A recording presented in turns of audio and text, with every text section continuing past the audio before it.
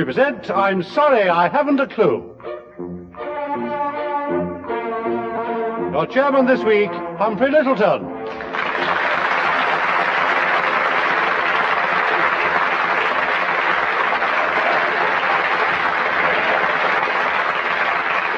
Hello again.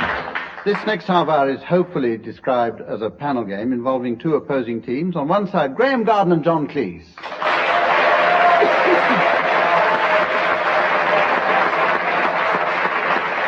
And on the other side, Tim Brooke-Taylor and Bill Oddie.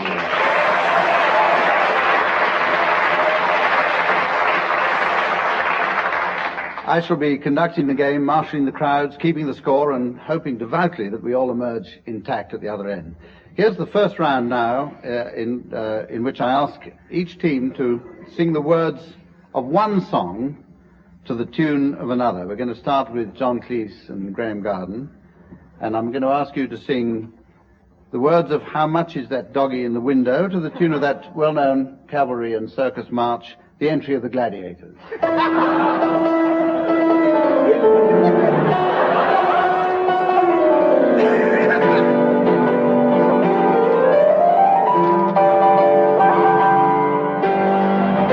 How much is that doggy in the window? The one with the waggly tail. How much is that doggy in the window? I do hope that doggy's for sale. I must make a trip to California and leave my poor sweetheart alone. If he has a doggy, with a doggy will have it all. How much is that doggy in the window? The one with the waggly tail. How much is that doggy in the window? I do hope that doggy's for sale. Quite enough, we shouldn't have to sing anymore because...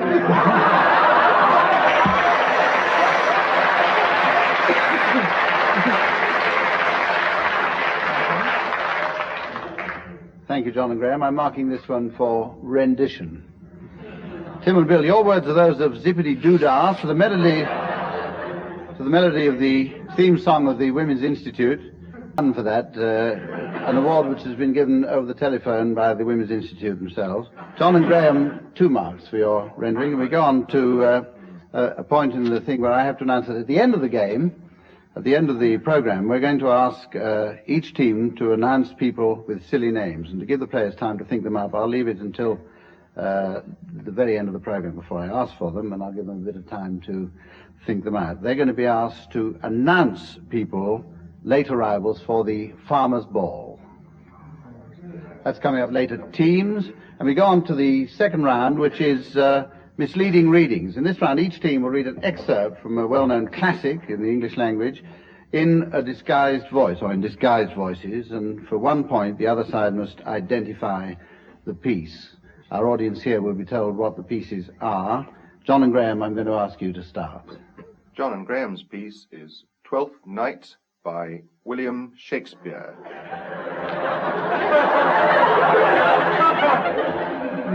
John and Graham, can we have your piece, please? Some are born great. Some achieve greatness. What sayest thou? And some have greatness thrust upon them. Heaven restore thee. Remember who commended the yellow stocking. The yellow stocking? And wish to see thee cross-gartered. Cross-gartered. Go to, thou art made, if thou desirest to be so. Am I made? If not, let me see thee a servant still. Why, this is very, very midsummer madness. Yes.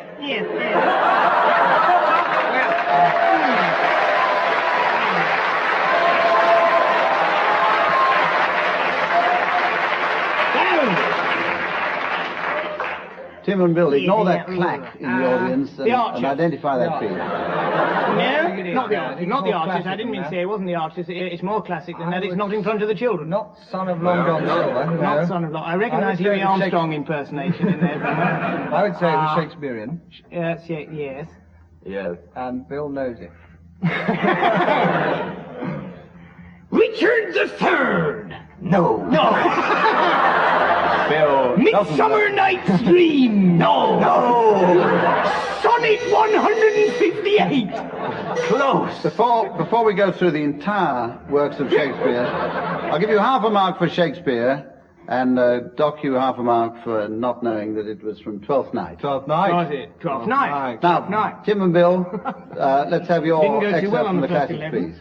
And from Tim and Bill, The Mad Hatter's Tea Party from Alice in Wonderland by Lewis Carroll.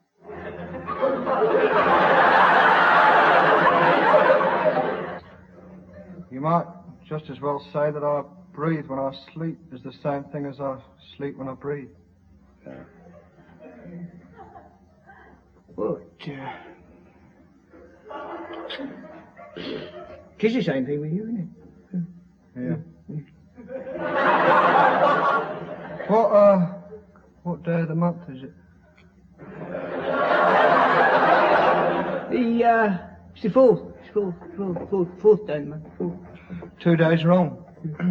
Told you, butter wouldn't suit the works. Who's your best butter? Yeah, best butter, but some crumbs must have got in as well. You shouldn't have put it in with the bread knife. What a funny watch. It tells the day of the month and doesn't tell what o'clock it is. Why should it? Does your watch tell what year it is? Of course not. That's because it stays the same year for such a long time together. It's just a case of I think I'm going out for a cup of tea.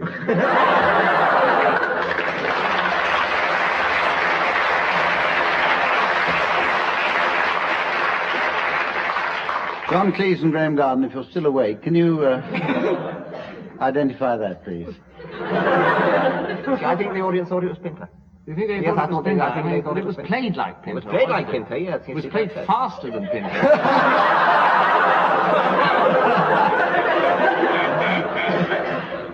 Read a Pinter player dough.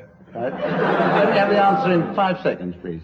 It's the long, boring play. It's an autobiography of Wilson, Keppel and Betty by, Very I close. think by Stanley Baldwin's second son. No. It's in fact from the Mad Hatter's Tea Party, Lewis Carroll. No. Really? Well, this is the time now when I give each team a subject on which they must improvise a calypso, singing alternate lines, and I mark out of 2 marks for wit and for presentation and expression and the rest of it. I'm going to ask, first of all, Bill Oddie and Tim Brooke-Taylor to do a calypso on wife swapping. What's that? I don't know anything about that. Anything I sing is fairly fictitious. Keep it going. Got your voice on? Here we go. Nearly there with you in an hour or two. Wait a minute. I went to a party and swapped my wife. It was the best time in my life. I really did have a lot of fun. For my swap, I got 2 for 1.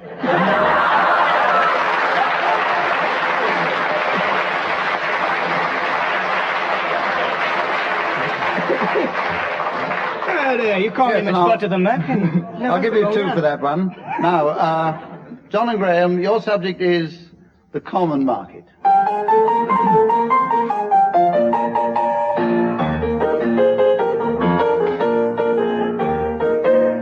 I thought about the common market yesterday. Oh, it seems such a long way away. There's only one question I want the answer to. What on earth will Pompey do?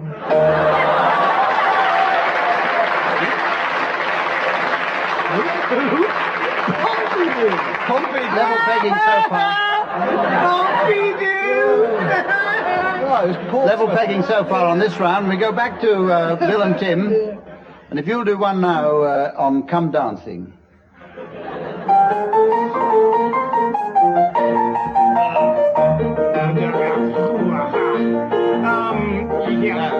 Oh, yeah, man. Yeah, it is definitely. Keep going, baby. That's right. day I went to see come dancing, and round the floor all the people were prancing. There were lots of girls looking their best, but the prettiest of all was Peter West.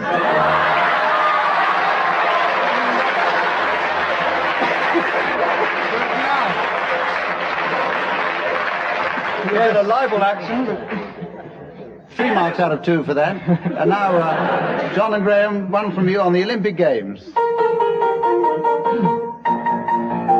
last Olympic Games were held in Rome, which is a long way from home. This lot'll be at Munich town. Munich City. Oh, and I also think that Peter West is pretty.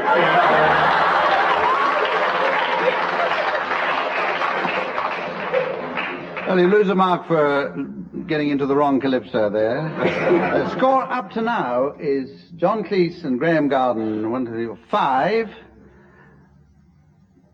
Bill Oddie and Tim Brooke-Taylor. Oh, we've got halves in here. 5, 6, 7, 8.5. Absolutely. And we move on to the round called Word for Word, in which I give members of the team in turn a word. They have to come up with a word which has no connection with it whatsoever. Each team has a buzzer, and the opposite team can challenge any word if they can and get a mark if they prove to me that the word has a connection. John Cleese, I want you to start off with the word rent. Turnip. Contrapuntal. Bat. Recidivist. Mouse. Artichoke. Intermarriage. Calligraphic. Batter. Stem gun. Challenge there from Tim Brooke-Taylor. It's only because they're using words I don't understand. The only reason I didn't buzz them is I don't understand them either. Therefore, I think... In that case, there is a connection insofar as we do not understand the last 2 words. Right, well, I'm going to put down, a mark there to Bill and Tim, and ask Bill Oddie to start with the word rocket. Runt. Why did I say that? He's talking about himself, isn't he? Bicycle clips. Bicycle clips and runt. Yes. You said he was talking about himself. Yes, 1 mark. 1 mark. Objection upheld. Let's get this thing moving. Let's get this show on the road, baby. Graham Garden, will you start with the word limp? Brown. Stole. Egg. Stoat. Objection there. Is that stole? Stole. Yeah, most stoles are brown, aren't they? Yes, they are. You get a mark for that. Very tenuous. No, you know, I mean, if you play all this those game that aren't seriously. silver and Yeah. all the well, rest. look, Yes, most yes. stoles are brown. And for that, you can start, Tim Brooke-Taylor, Oh, with the thank word you. rook. Bicycle clip. Oh! Hesitation. Arc. Arc. Violin. Arc. Turnip face. Runt. Horse bladder hat. Bicycle clip. Camel.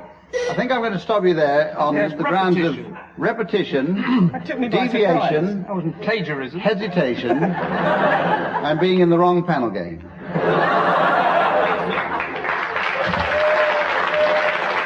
I think it's time to hurry on to the next round, which is one which, for want of a better name, we call Spot the Noise. And this time I shall ask each player to listen to a selection of BBC sound effects and on the spur of the moment to invent a story or situation to match them. I'm going to start with John Cleese, and number 1 sound effect, please.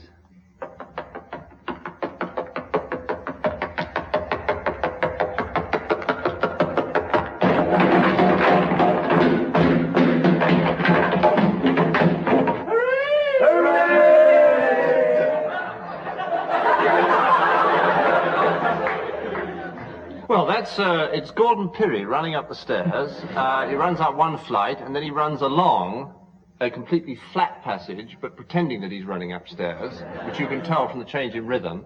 Then he opens the door and finds himself in a very small cupboard, where he attacks MacDonald Hobley,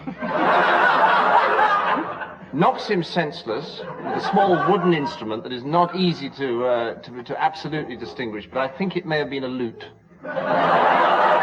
And then he comes out to the cheers of only 4 members of the Luton Girls Choir.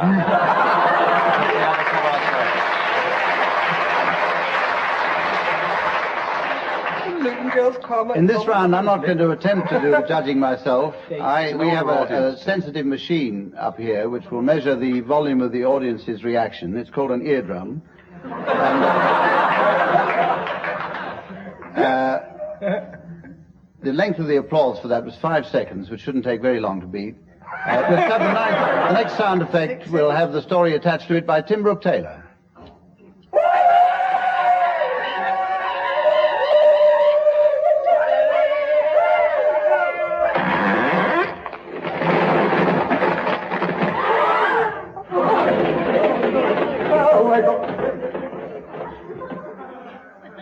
Oh, yes. That's members of Parliament going into the lobby to vote. Complaining about indiscipline in the trade unions. That's what I think it is, going into the lobby to vote. Oh, come on. You've got 6 seconds.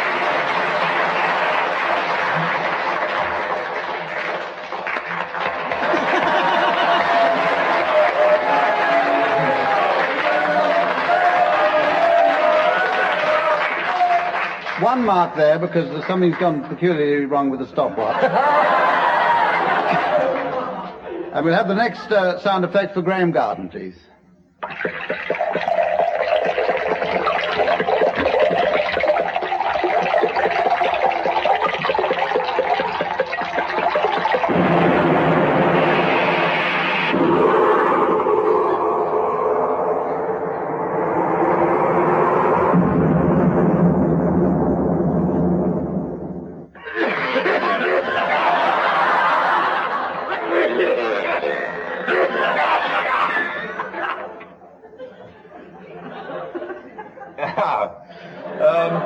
The sound which you just heard was recorded in the changing rooms of Derby County football team. Players having their bath following their defeat by Arsenal. And the discovery of a Polaris submarine. The missile being detonated by Brian Clough with his rubber duck.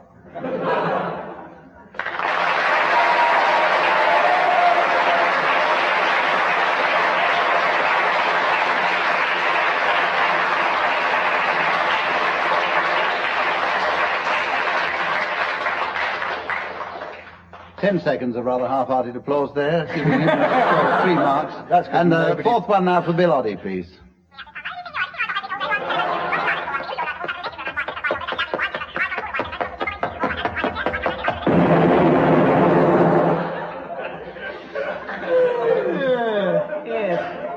I think I recognized Raimondo there, didn't I? You know Raimondo, he's the little voice that gives out Jimmy Young's recipes. In which case... well, maybe that's it, yeah. Raimondo's the one who says, hello, and all that. And Jimmy Young's the one who goes... In which case, it's clearly Jimmy Young having just tried out his own recipe for baked beans. Wait a minute! Save it! Push your luck. Racing for the loo and not making it. It's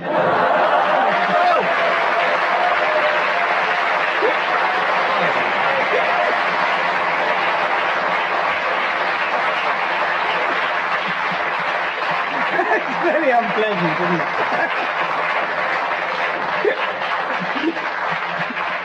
Right. Ask your mother to Okay, Mum. Thank you.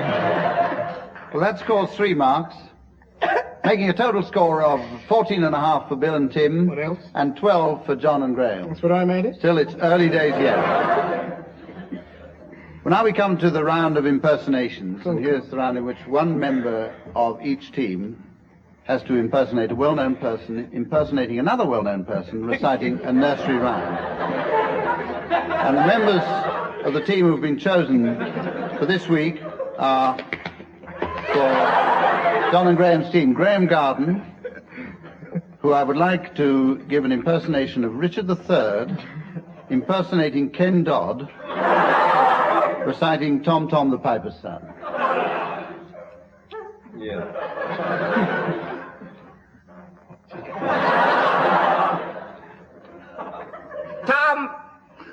Tom the Piper's Son stole a pig and away did run. The pig was eat. And Tom was beat. Have you ever been beaten, missus? And Tom went running up the street.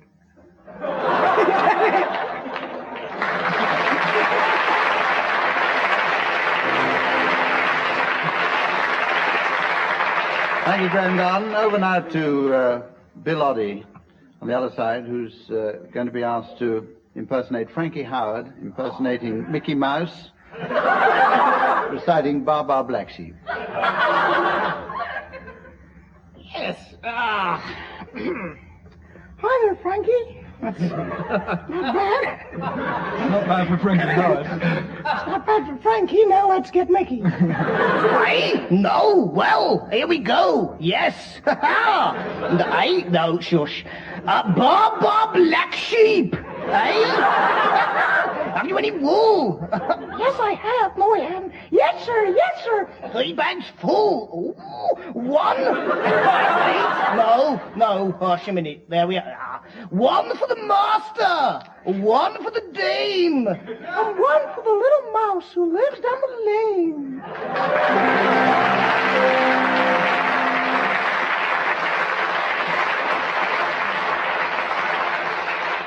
I'm going to give Graham Garden 1 extra mark there because his was over quicker. And this makes the score an absolutely level pegging 16-all. We're all here on tenter hooks, whatever they are.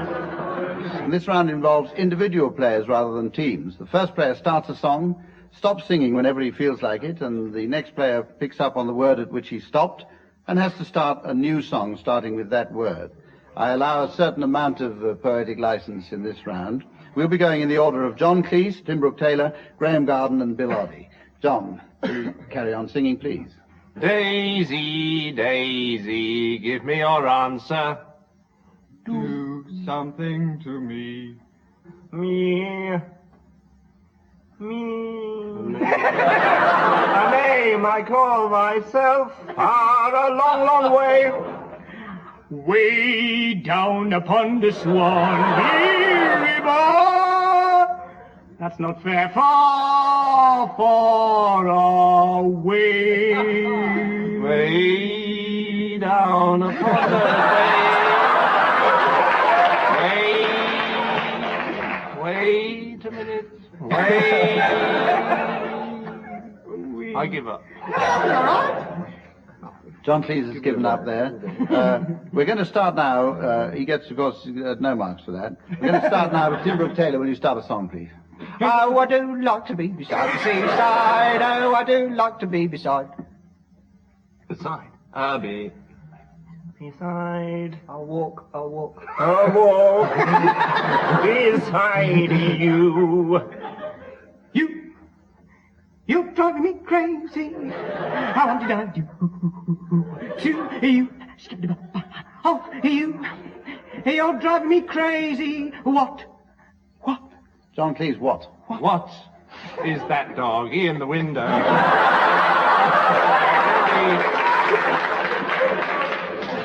Waggly. Big back. We'll restore your mark for that. Gypsies, oh. Wiggly. Wiggly waggly gypsies, oh. Something like that. Enough of the wiggly waggly gypsies. We've restored John Cleese's mark there, and we've given 2 marks each on that round. And we go on now to the round which I spoke about early on, which is the last round in the program. And this is the one where I asked the teams to announce the late arrivals at the Farmers' Ball with names of their own invention. And we'll kick off this one with John and Graham. Mr. and Mrs. Tree Farmer and their son, Paul Tree Farmer.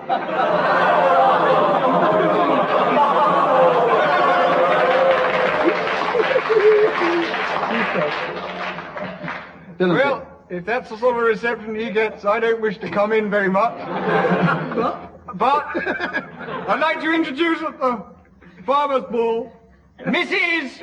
Suitical and Farmer Suitical. He should be at the chemist's ball.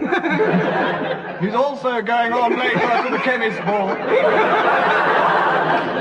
He should have gone there first. And Mr. and Mrs. Liza, all together now. And their son, Ferdy. Not to mention their friends from Scotland, the McSpreaders.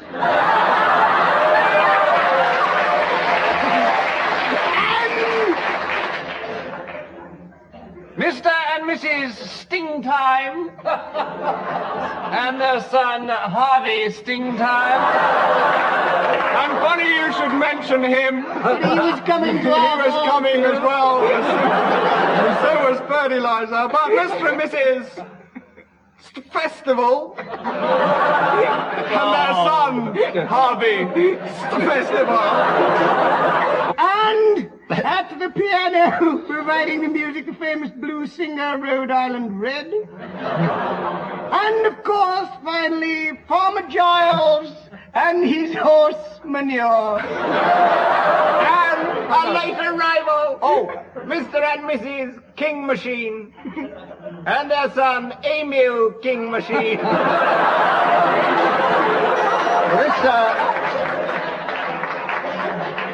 This is where it's my job to add up the score. And at the present standing, Bill and Tim win by a short head with 22 over John and Graham, 21. Fix.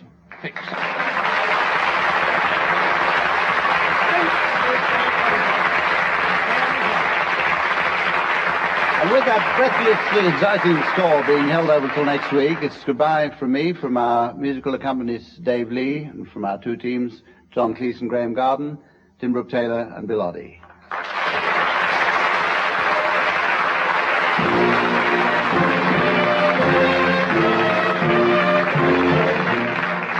Humphrey Littleton bidding a fond farewell on behalf of Tim Brooke-Taylor, John Cleese, Graham Garden and Bill Oddie.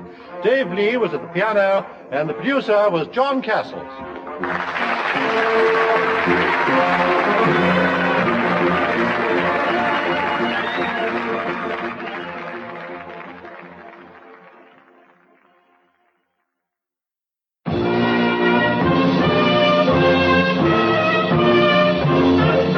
We present I'm Sorry I Haven't a Clue.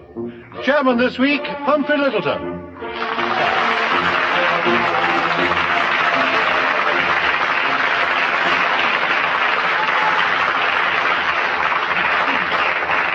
Hello again. Well, this, for want of any mentionable description, is a panel game involving on one side John Cleese and Graham Garden.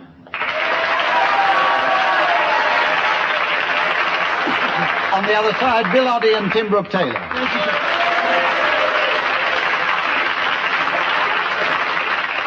I have in one hand a sheaf of intellectual problems and a score sheet, and in the other a buzzer, with which I shall vainly hope to control the proceedings. And here we have the first round in which the teams blend, or insult, whichever way you look at it, the talents of Matt Monroe and Percy Edwards, singing a duet as animals, which I shall specify. I shall judge this round on intonation, expression, and diction. John Cleese and Graham Garden, you will please sing Whispering, that old signature tune of Roy Fox, which you no doubt recall, as a dog and a chicken.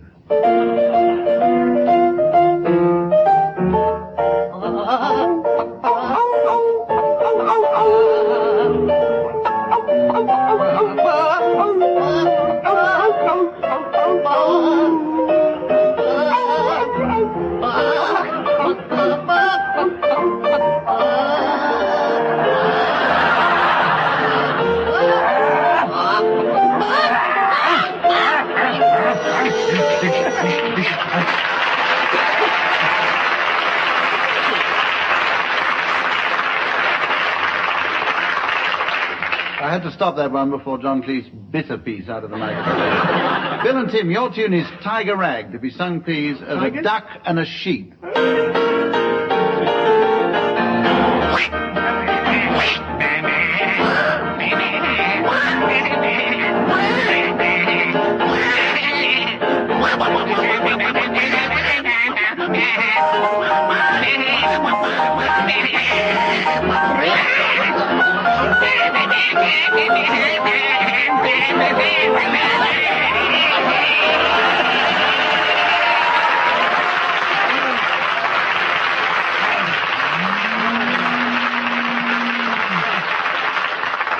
Well, on mature consideration, I've awarded 2 marks to each team and 10 to Dave Lee. Here's where I tell you that at the very end of the program, the teams are going to be asked to announce people with silly names. And to give the players time to think them up now, I shall be announcing right now that the silly names have to be appropriate to late arrivals at the doctor's ball. So they can ponder on that if they have a moment's time. And we go on now to a variation on one of the problems which we've had in this program before now. And in this round, each team will be asked, instead of reading an excerpt from the classics, they'll be asked to sing one in operatic style. And for 1 point, the other team has to try to identify the major work from which this piece comes. And we're going to start once again with John and Graham. If you will launch yourselves now into an operatic version of your piece. And John and Graham's piece is She Stoops to Conquer by Oliver Goldsmith. I have sent it to the landlady to keep it for you. To the landlady. The landlady. You did. I did. She's to be answerable for its forthcoming, you know. Yes, well, she'll bring it forth with a witness. Wasn't I right? I believe you'll allow that I acted prudently upon this occasion. Must not see my uneasiness. You seem a little disconcerted, though. Methinks. Sure, nothing has happened? No, nothing. Nothing was in better spirits in all my life. And so you left it with the landlady. The landlady. Who rather very readily undertook the charge.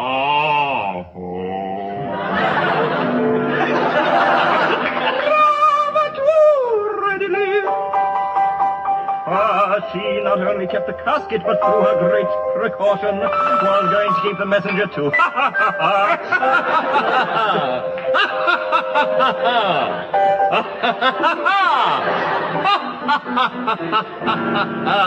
They're safe.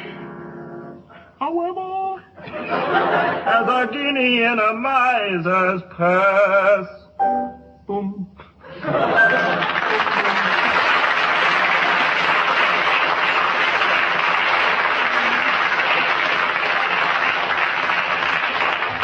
Well, I was expecting a duet. That turned out to be a trio there between John Cleese, Graham Garden and Brenda Guthridge. And for 1 mark now, we asked the opposite team, Bill Oddie and Tim Brooke-Taylor, to identify the work from which that came.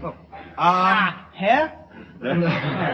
I recognised the opera The Landlady, but I didn't get... Who wrote that? Puccini's Landlady? There was a rather... No, I think he was She wrote all this stuff. mother-in-law. I would say it was Restoration. Yes. Aside from that, which was the clue, there was an aside. Aside, like that, yeah. Now it's up to Bill, who's got an English degree, to tell me one Restoration dramatist. The Landlady. By Sheridan. Yeah. Not Sheridan. Not the Sheridan. Not that Sheridan. Not that one. No. It's not another Sheridan, is it? 5 A bit of an seconds. old chestnut. Can you come up with it in 5 A seconds? bit of an old chestnut. Old chestnut. Jack Conker! She stoops to chestnut!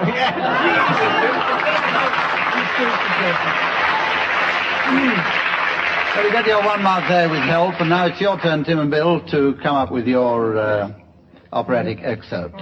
Tim and Bill's work is The Importance of Being Earnest by Oscar Wilde. Where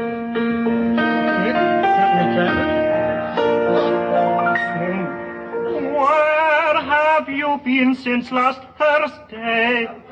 In the country. What on earth do you do there? When one is in town, one amuses oneself. When one is in the country, one amuses other people. It's excessively boring. And who are the people you amuse? The people I amuse. Oh, neighbors, neighbors, neighbors, neighbors, neighbors, the people you amuse. Neighbors, neighbors, neighbors, neighbors,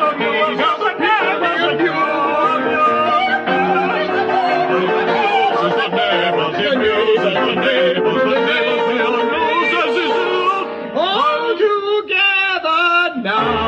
Neighbors, the neighbors, the neighbors, the neighbors, the music, the neighbors, but not the audience.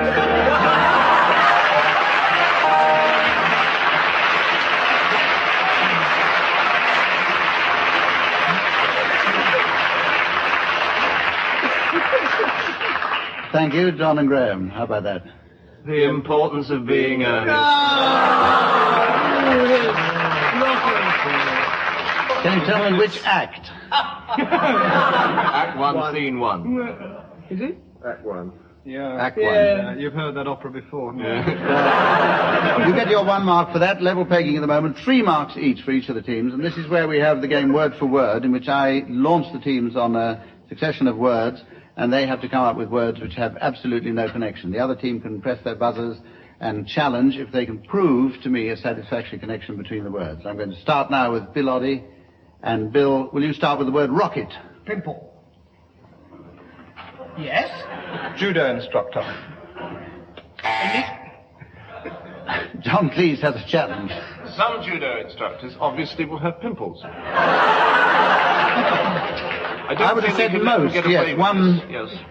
One mark to you for that. I uphold that challenge. And now, will you say start? that about judo instructors. I'd say it about rather pathetic people, but...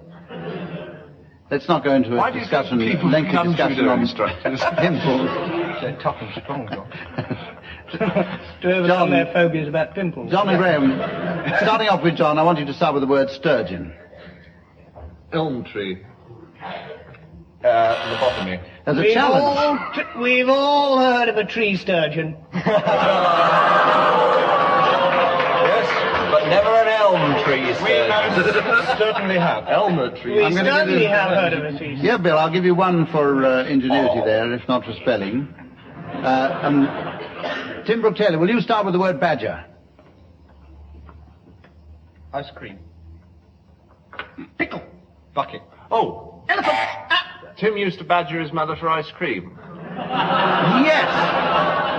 I think I'll allow that one too, John. It's obviously true.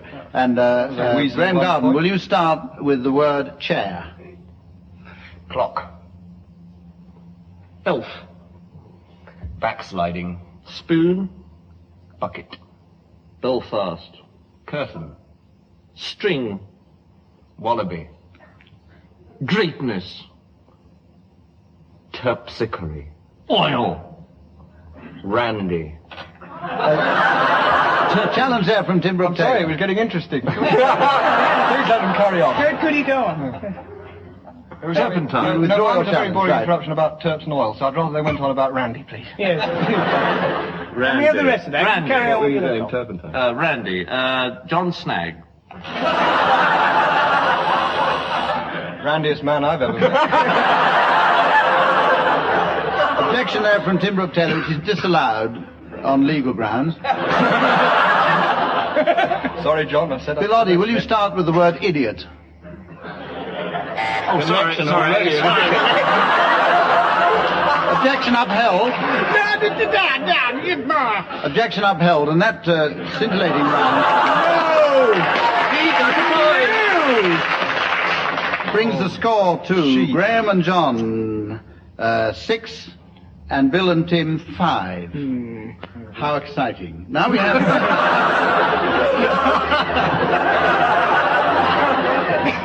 Now we have a musical round, which is the one in which I give each of the teams a subject on which, on this occasion, they have to improvise a 3-line blues, singing alternate lines, and this will be judged for appositeness and ethnic feel. And we're going to start, I think, on this occasion with John and Graham, and you're asked to sing a blues on the subject of Basin Street. Well,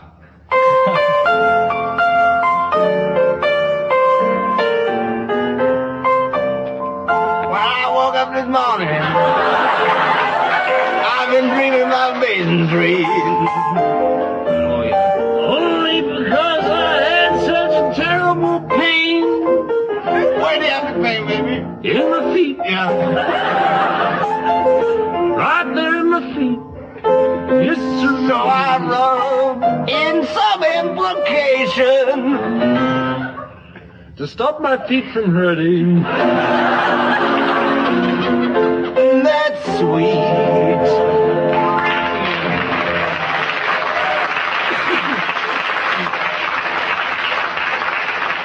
Should have David Hatch. I'll reserve my decision on that until I've heard Bill and Tim singing their blues on the subject of mothers-in-law.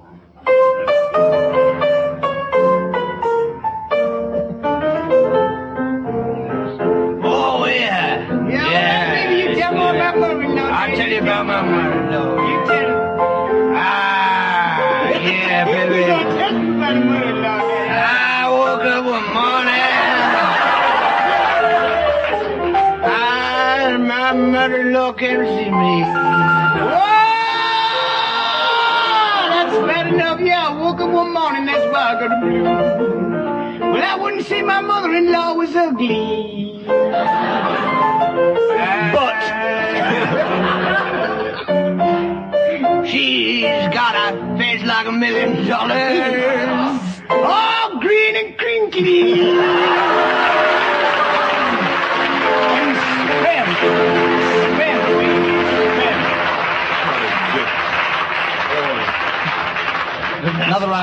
Another round of those coming up, and we'd like one from you, John and Graham, on the subject of brain surgery.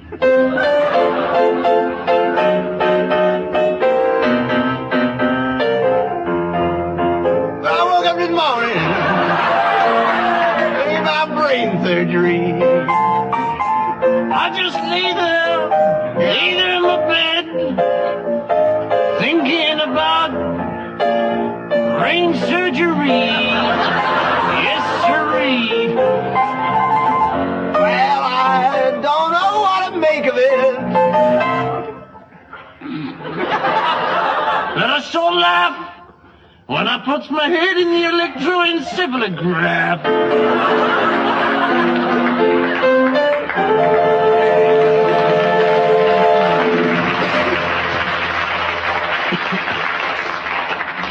And one from Bill and Tim, please, on the boat race. All right, let's go to boat race too. Everybody join in the chorus for me. Make it nice, easy rhyme, Dad. Whoa! I woke up this morning. About 10 o'clock, I had a smile on my face. Yes, I did have a smile on my face. Here's a novelty. You woke up this morning. I woke up. I did too, and I went down to see the boat race. Oh, that's convenient. That's what we're singing about. Oh, really? Yeah. And I picked up an oar And took her back to my place.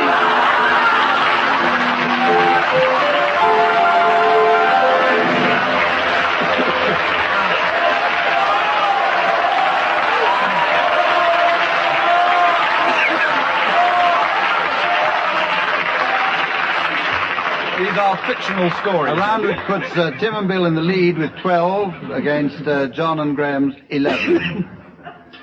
Now there's a round coming up now, which I call, for want of a better name, Come Back, Mantovani, All Is Forgiven. This is where I'm going to ask each team to come in turn to the center of the stage and to play a duet on the violin and the Swanee whistle. And we have the loan of a Stradivarius from the BBC for this purpose.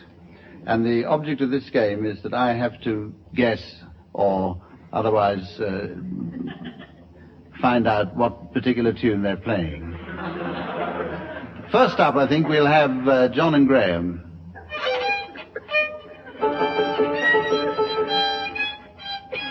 Have you started yet?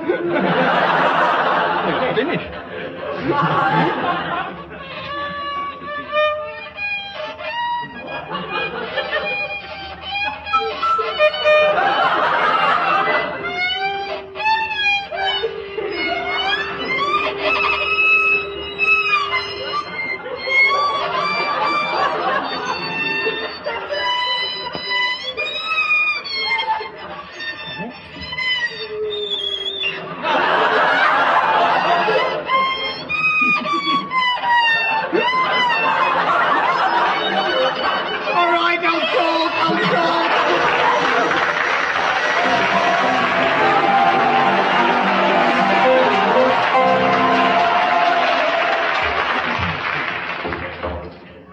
That was the second movement of a piece called Silent Night, and I wish it was, right? Oh, very good. I'm going to give them 2 marks for making that recognizable. Strings on it.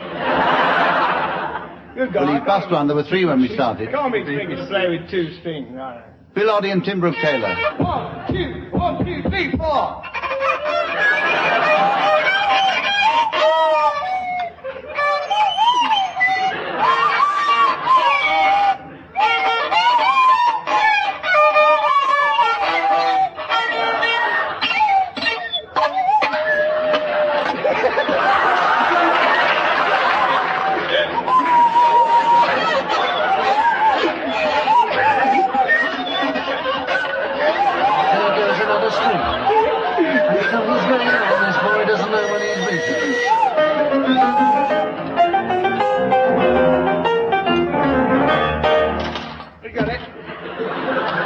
Thank you, Stefan Grappelli.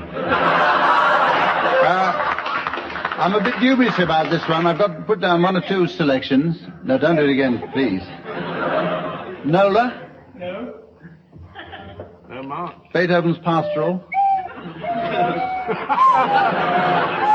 Mersey Dotes?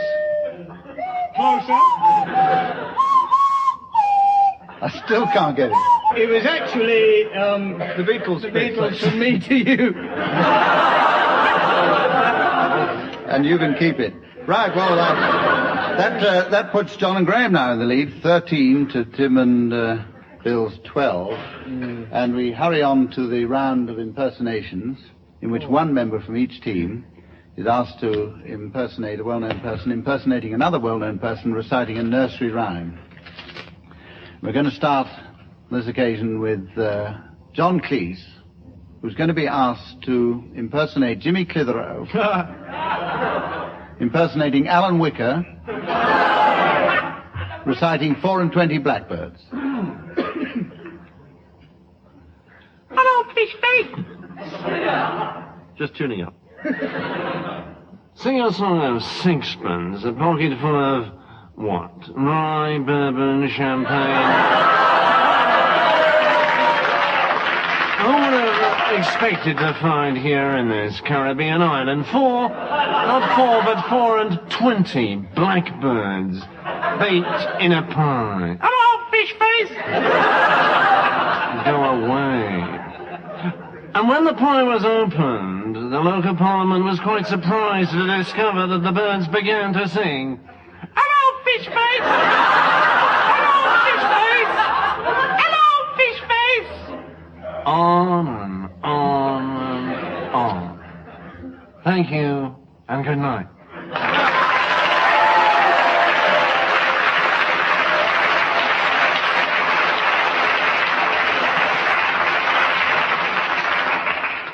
Well, on audience reaction, I think you get a couple of marks for that one.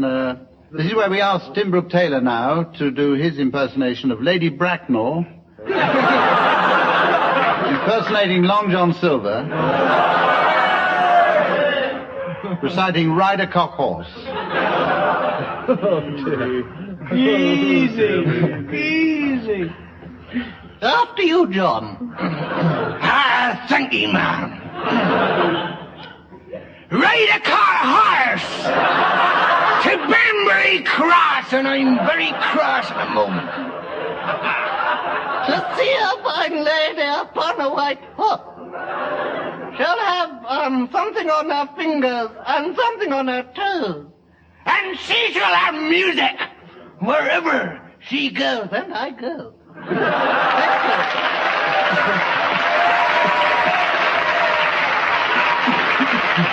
Thank you so much. Still gives me pleasure. Well, I can hardly bring myself to say it, so great is the excitement, but that round puts John and Graham in the lead with 15 against 14 from Tim and Bill. And we come to a round which is called a singing relay. One player of each team starts off a song, and he and his partner must sing a duet, but each one singing alternate words. Any player who falters or messes up the game is banished from the BBC for life. And not only that, but 108 points go to the other side. Or 2, whichever is the greater.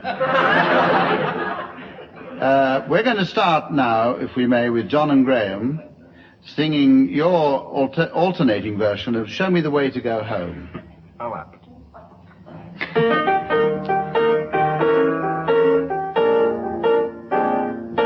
Show me the way to go home. I'm tired and I want to go to bed. I had a little drink about an hour ago, and it's gone right to my head. Wherever I may go.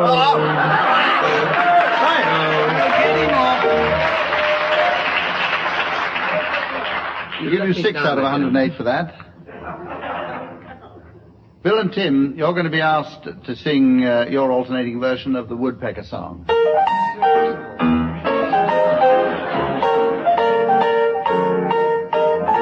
Ha ha ha ha ha ha ha ha ha.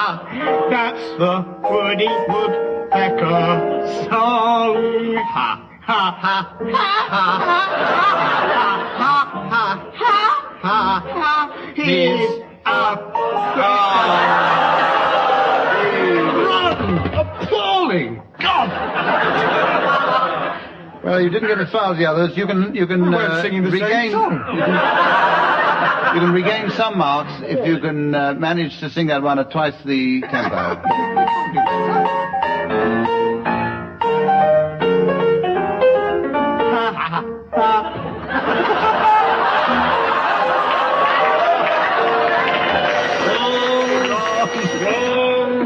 Bill Oddie and the late Tim Brooke-Taylor, surprisingly enough, putting themselves in the lead there with a score of 22 over John and Graham's 21. You have a chance now to make up the score, but this is where we come to the time when I ask the teams in turn to announce the late arrivals at the Doctor's Ball. We'll start on this occasion with your team, Tim Brooke-Taylor and Bill Oddie. Away you go. Introducing the first visitor to the medical ball. I wish I were dead already. Mr. and Mrs. Stetting and their daughter, Annie Stetting. How about pathetic?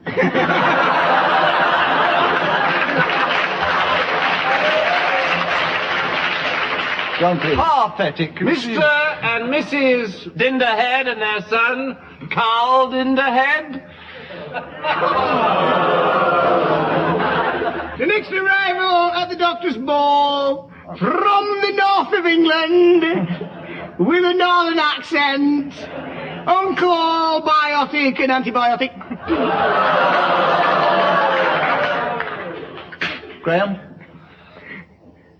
Mr. and Mrs. Ake and their son, Tommy Ake. And a late arrival, Mr. and Mrs. Cillin, and their daughter Penelope. Penelope! Familiar. Penny. Any advance on Penelope Silly? Mr. and Mrs. Owen Agnosis. And their son, Emrys Agnosis. Closely followed by a couple from Africa. Except that their son's been anglicised a bit, educated at Oxford. Mr. and Mrs. Nicological Ward, and their son, Guy Nicological Ward. And also, from last week, Farmer Giles and his chicken pox.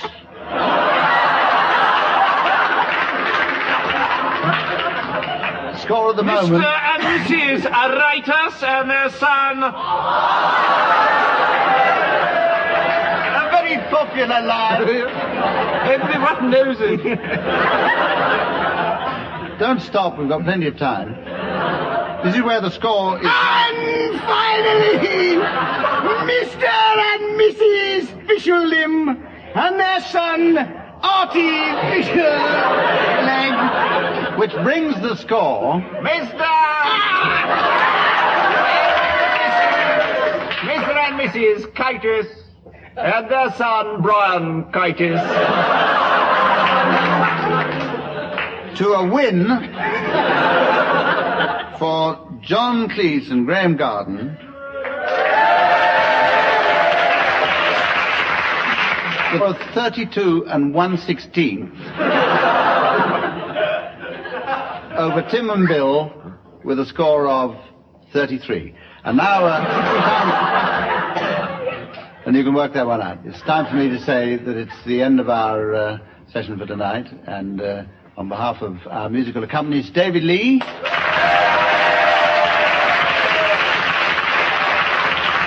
John Cleese and Graham Garden,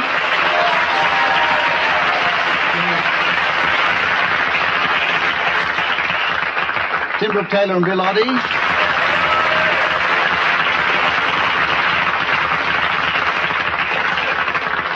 and me, Geographer and their son Raymond. I like that. and me, Humphrey. I'm now going on a 6-month holiday, Littleton. Goodbye now.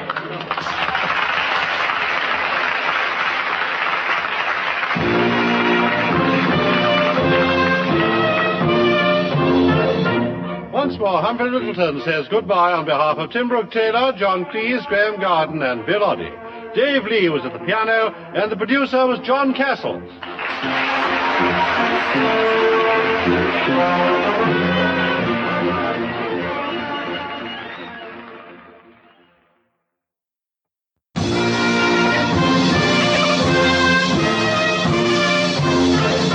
We present I'm Sorry I Haven't a Clue, a panel game. And your chairman this week, Barry Cryer.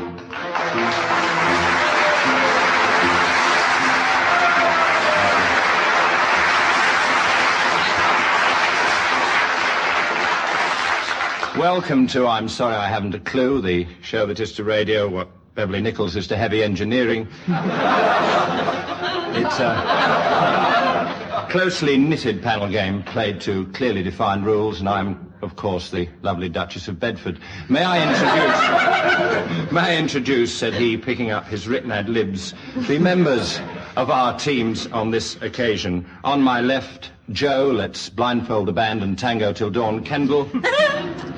Graham, pass me a suture or suit yourself, Garden. And opposing them, Bill, a man's only as tall as his shadow, but where's my shadow gone, Oddie. And Tim, please stop calling me Bleachy Head, Taylor.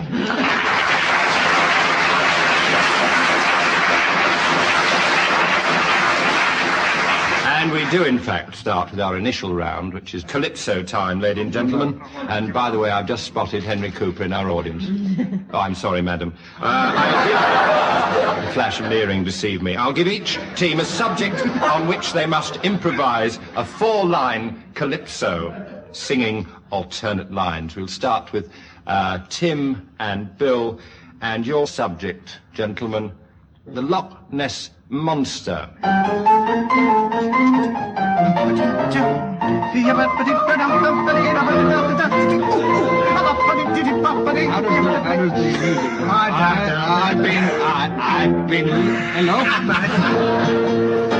I've been looking for the monster Loch Ness. Tell me, did you see him? Yes. He was big and ugly. I think it was him. No, that was just Andy Stewart out for a swim.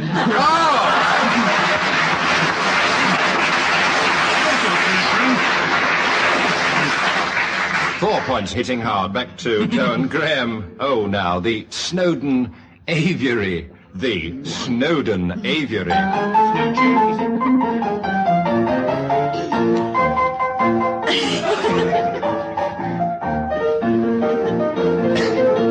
I saw Snowdon's Aviary the other day. It didn't look very nice, and I must say. But it's all right to go there. What's the tune after dark? With a pretty little bird for a bit of a lark.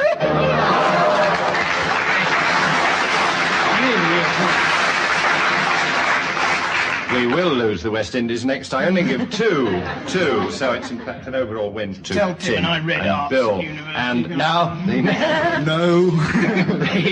And now, ladies and gentlemen, I will merely set up something we're going to do later in the programme. This is called Late Arrivals, and here the teams are going to be asked, ladies and gentlemen, to announce people with silly names. We're going to give you some time to think them up. These silly people are the late arrivals at the Furniture Salesman's Ball. The Furniture Salesman's Ball, and I shall be asking for those names later on. Next round is called Guess the Heavy Breather, or Word for Word. I'm going to give one of each team a word, and the other member of the team must immediately come up with another word which has absolutely no connection whatsoever with the first word. The other team can challenge and try and prove such a connection. Start with Tim and Bill. I think we'll start with Bill on this. Bill, marmalade. Aubergine. Baggage. Nappy. Cucumber sandwich. Sock. Mount Everest. Mitten. Cauliflower. Galosh. Challenge from Graham Garden. The galosh is in fact a type of cauliflower. It's sort of... It is? Prove it! It is! I call upon you, sir. Prove Look it. me Prove straight it. in the eye and say A galosh is a type of cauliflower. Everybody in the audience know that. I'm going to give 1 point to Tim and Bill for the that joke. arrant impertinence of that challenge, Mr. Wow. Garden. In fact, I will go to Mr. Garden. I will say to him the word truss. Pentateuch. Pentateuch, for anybody who didn't hear that. Joe. Light bulb. Fourth of Firth. Horse. Buffalo. Challenged by Bill Oddie. Buffalo and horse. Are both quadrupeds. Oh, splendid. Splendid. Irrefutable. And animals. Irrefutable. All right? Irrefutable. All right, Irrefutable. yes, Let's start another one, this time with Tim Brooke-Taylor. And the word Tim, Incl. Button. Elephant. Horseradish sauce. Knee socks. Goat. Lingerie. Filthy. Graham Garden's finger being pressed by Joe Kendall, which is a strange team arrangement. What's the... Prove a connection there. Prove a connection, please. Well, I don't want to go into Tim Brooke-Taylor's mind, but there's clearly a connection between lingerie and filth. You may have filthy lingerie, but I But his is perfectly clean. and so nothing to do with it whatsoever. 2 points. Appeal to our fair I chairman. thought for one incredible moment Joe was going to say she didn't want to go into your lingerie. But the moment passed. What a relief. The moment passed, and we will go on from that. You are leading, you two over there, on my right. Of course. We will, in fact, give Joe a word. The word is stamp. Jumper. Paw beagle. Cigarette butt. Microphone. House. Water. Pig. All right. Rebarbative. Vituperative. Dislocation. Challenge and Tim Brooke-Taylor, who had gone into a coma at that point. Barbative and vituperative rhyme. I'll allow that. I'll allow that. I'll allow that. On that triumphant note, we'll call a halt to that round with... They were only showing off. Tillins Anyway, in. Showing off. Let's move to... Doctor. Now we move to reverse singing, which could, in fact, set songwriting back several years. I'm going to ask each player to sing a song, reversing the meaning. Tim Brooke-Taylor is crouching, but everybody should have a hobby. Let me give you a for instance. You have to sing a song reversing the meaning of the words, lady and gent. Let me give you a quick for instance. If it was Daisy, Daisy, give me a round to do, it'd be something on the lines of Buttercup, Buttercup, please don't tell me your question, I'm totally mad. Of that ilk, of that order. Yeah. I'm sure that's crystal clear. I'm having a crystal here, I wouldn't know. So we start with Joe Kendall. Joe Kendall, would you in fact sing, my old man's a dustman, but reverse the meaning of as many words as possible, in fact.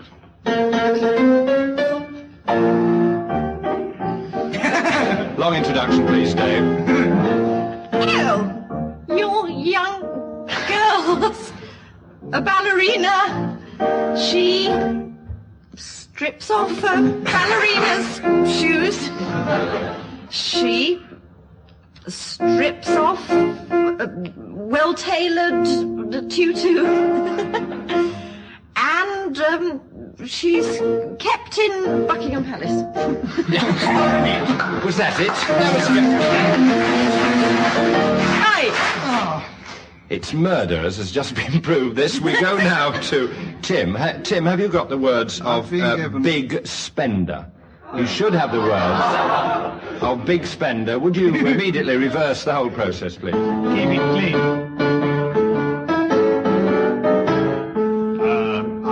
We ran out of lamb cutlet. We couldn't see. We are a woman of ill repute. A non-genuine small miser. Bad look. Where are we on the tune? Bad looking. So disgusting. Would you, we hate to not know this is coming in over my, what was it of mind? Body. I don't really want to go. Come on, I've had enough of this. I really have. We'll level that. I pressed the hooter out of sheer compassion, Tim. I level up that. And hurry. Compassionate applause has swayed me to another point. Graham Garden, the song in question is The Girl from Ip and Emo. Slow and gentle, Dave. Short and pale and old and ugly. The boy from Newport Pagnell running, and when he doesn't go past, nobody he doesn't go past in front of goes.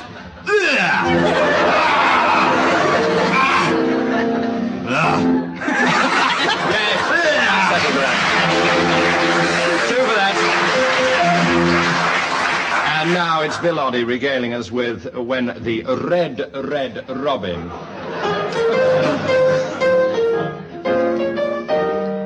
If the conservative aardvark, that's a bit subtle, goes lying ashort.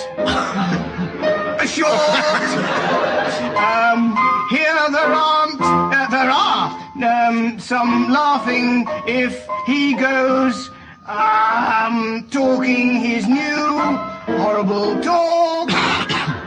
Go to sleep, you wakeful person. Lie down, get into the bathroom. Be miserable, the moon is blue. Die, cry, hate, and be miserable. I think that's the way. I think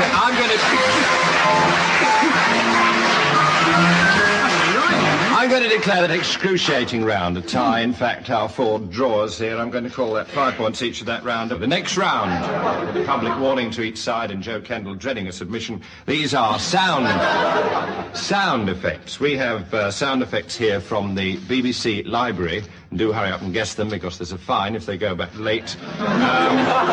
We're going to ask you to listen to these sound effects and construct a story which very logically explains what these sound effects are, in fact, portraying. Try and I'm going to appeal to the audience, not that I often do, but I shall appeal to the audience after this to get a decision on it. We're going to start with Graham, I think, and could we have Graham's sound effect, please?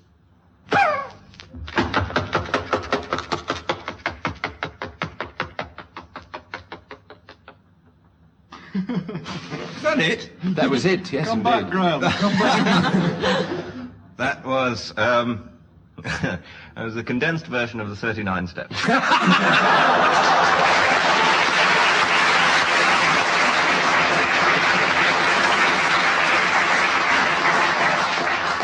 3 points, that single contribution alone. Bill, will you listen to this?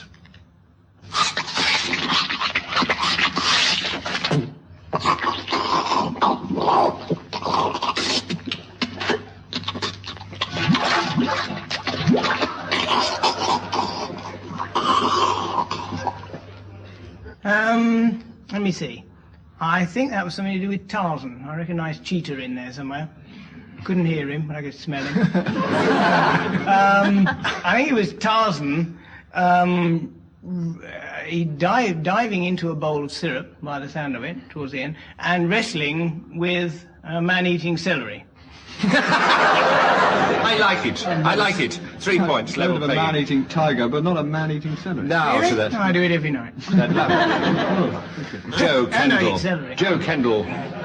Cock an ear to this. I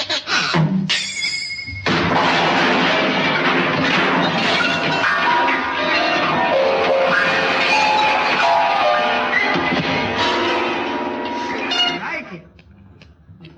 Huh. What was it, Joe? Mrs. Mills's wedding night.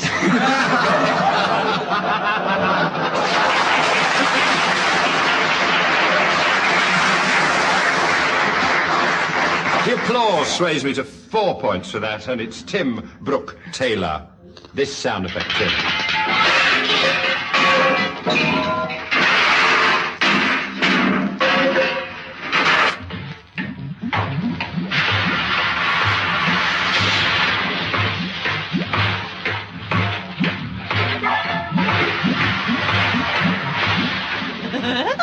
Well, that was the longest, Tim. What was it? I don't know what it is, but I in fact just rung my plumber to stop it in my house. As it sounded more like a Chinese steam engine sent over specially to mate with the Royal Scot. Unsuccessfully.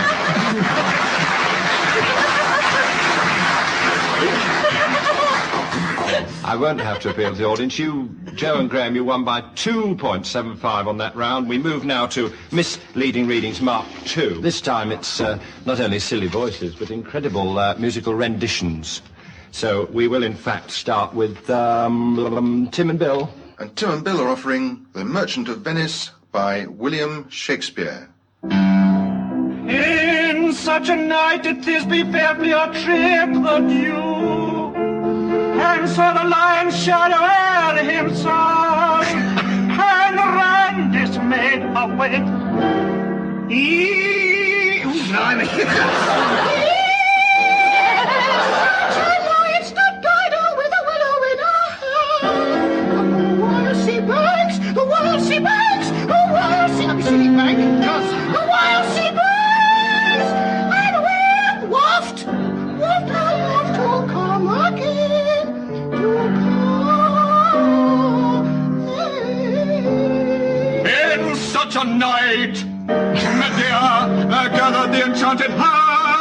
that did renew out. Yes, son, in such a night, in such a night, in such a night, in such a night, in such a night, when the world is such a night, in such a night, in such a night, in such a night, in such a night, in such a night, in such a night, did young Lorenzo swear he loved her well? It wasn't such a night, actually.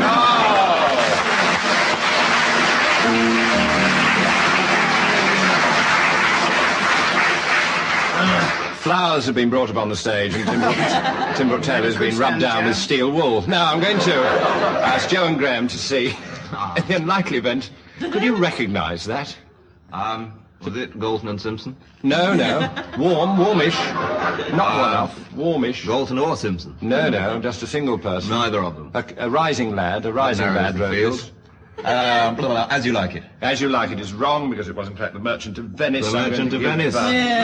Tim and Bill, 5 points for that, I cry. Now, Joe and Graham, would you give us your operatic rendition of a prose piece? And Joe and Graham's piece, Rookery Nook, by Ben Travers.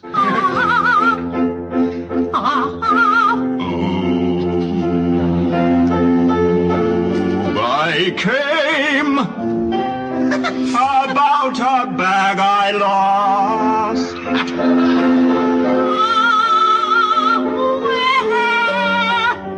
Yeah. Oh! No, I didn't lose it. He lost it. I want to know if it's come back. Come back from where? From wherever it went to. You said it went here. Oh! Mr. Twine. What? Mr. Twine. Mr. Twine. What? Lost my place.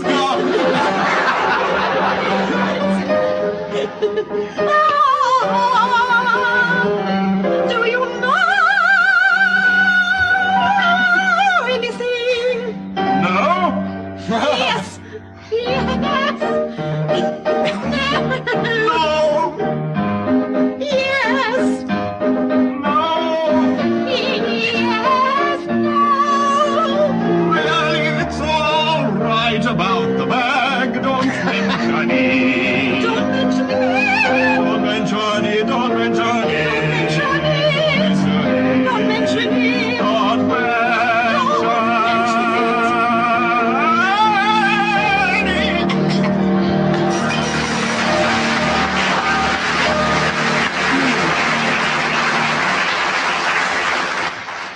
A brief extract from several of Wagner's rings there. And, Told you not to mention All we it. got really was a bag and Mr. I came about the bag I lost. Restoration. No, not as not as warm as that. It's funny, but it's not that old, is it really? No, Am I no. supposed to be in this?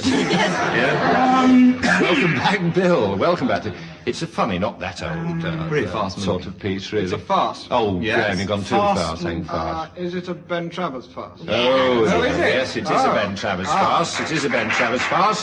They're very funny farces, but I can't remember a single name of another one. Diddly-dee, diddly-dee. Cuckoo. Diddly-dee. The It's cuckoo is Rookery an S. Nook, gentlemen. Rookery Nook. Rookery knows. Cookery Nook. Too late. Rookery Never Nook. heard of it. So, in fact, I declare Joe and Graham the winners by 3 points to 2 there. And now we get Carry On Singing our next round, or Pick Up the Song. This round is going to be played entirely in the nude, and we'll measure the winners by the volume of the audience's laughter.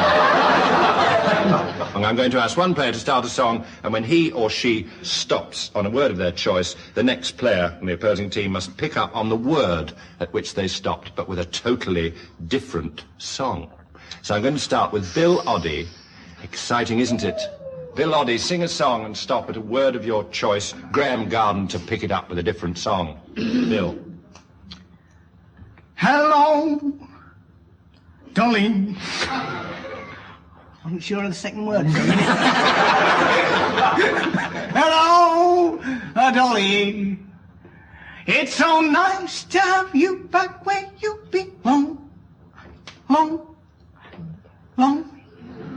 ago and far away. Way down upon the Mississippi. You're Dr. Point for the wrong river, right? No. Keep rattling. Graham, start us on. The high hills are alive with a song in my heart. Of my heart. Bill. Heart, the herald. Glory to me for getting a couple of points there. Glory to the newborn king. King Wenceslas looked out. Out is the one you're throwing over to me. Out. Quick, Tim. Out. And here comes the song My now. hooter is poised. Oh, no, it doesn't. Out the window. They're coming in the door. I won't allow that. Right. That was all getting peevish right. now. What? No, it's a time lag, really, a time lag. So we now go to Tim. Back in your agony, Tim. You start the song this time. Oh, the Deadwood stages are coming out over the hills, and the engine arrows are thicker than porcupine.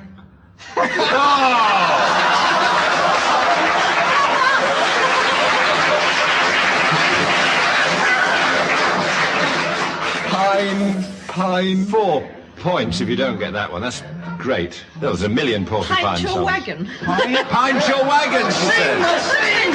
I'll give it 2 points then. Let's start yet another with our Pine Your Wagon lady. Joe Kendall, would you start a song now, please, to finish out the round? The hills are alive Loud repeat. with the sound of music. Music. Put another nickel in the nickel. Oh, dear. We're enjoying this one, aren't we? Loving you and music. Closer. Closer the door. Closer the door. Let us go. I'm sorry. Richard, open the door and let There be love. He's a many splendid thing. It's the easy.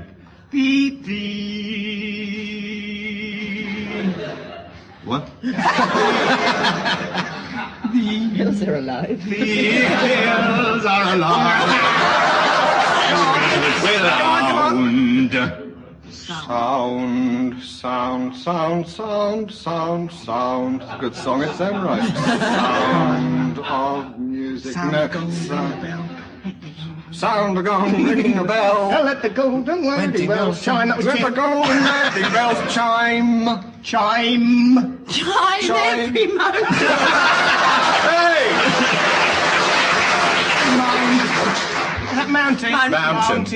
Mountain high, river deep, mountain high. I came in a funny place. High, river deep. It just goes on like that. River deep, river deep, mountain high, river deep. My hoot is poised. Deep, pardon the expression. Deep. Countdown, ladies. Oh, no. That's it. I'm going to declare Tim and Bill the winners of that round by 7 points to 5. Tim and Bill, your question. And now our denouement, ladies and gentlemen, our denouement, in which you'll remember, of course, that early on in the programme I asked our teams to mention some very silly people who'd arrived rather late at the furniture salesman's ball.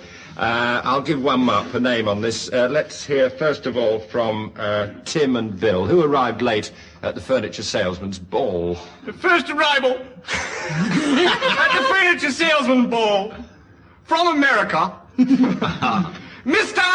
and Mrs. Drawers and their son, Chester Drawers. Good. Come on. Very good, very good. From Wales, Mr. and Mrs. Owen Ningtable and their son, Di Ningtable.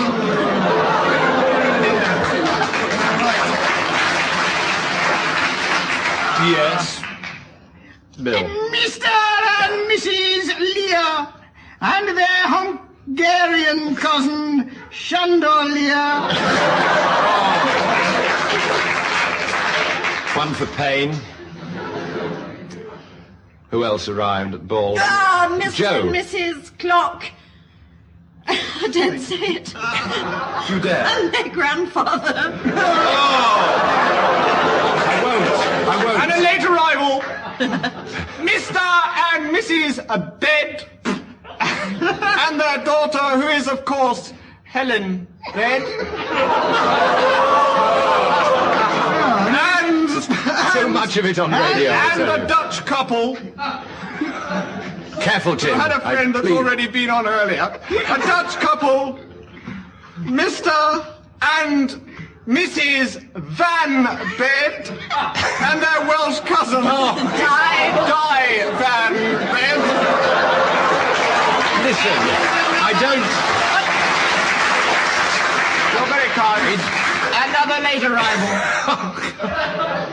Mr. and Mrs. Dard Lamp and their son, Stan Dard Lamp. And the last minute entry, Mr. and Mrs. Net and their taxi driver son, Cabby. Closely followed by yet another contingent for the furniture salesman's ball, Mr. and Mrs. Slong and their revolutionary son, Chase Slong. And one more uninvited guest who has just slipped in. And they're rather regretting they've come at all. Mr. and Mrs. Fence-Foot Umbrella Stand and their daughter, Ella Fence-Foot Umbrella Stand. I'll say goodnight to the listeners now because this is going to go on. It's good night from Joe Kendall, Graham Garden, Bill Oddie and Tim Brooke-Taylor. It's going to go on. My name's Barry Cryer. I've got a wife and 3 lovely children. Away from all this, I declare Tim and Bill the winners, ladies and gentlemen.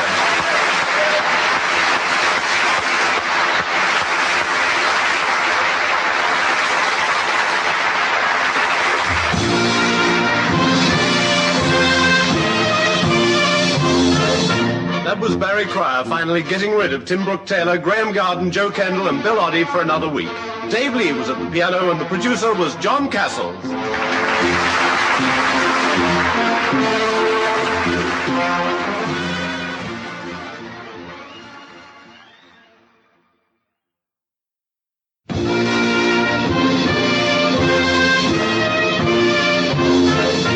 We present I'm Sorry I Haven't a Clue, a panel game. And your chairman this week, Barry Cryer.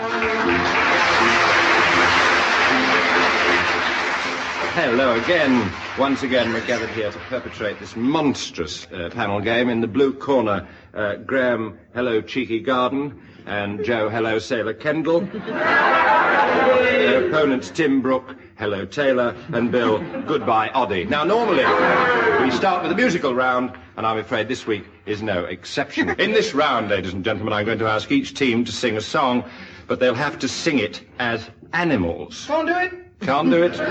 You'll have to. Graham and Joe, I want you to sing Hernando's Hideaway, but in fact as a dog and a cat. Easy.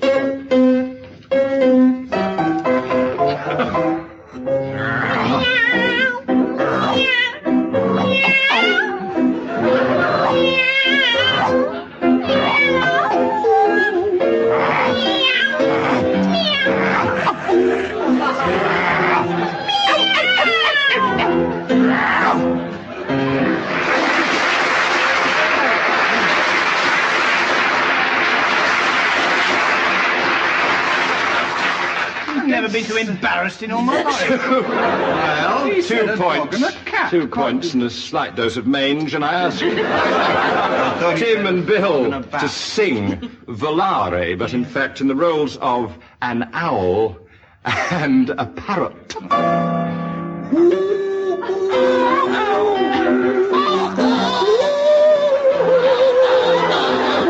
Who's a pretty boy there? Who's another pretty boy? Oh, look up. Where are we in the tune? Oh, it's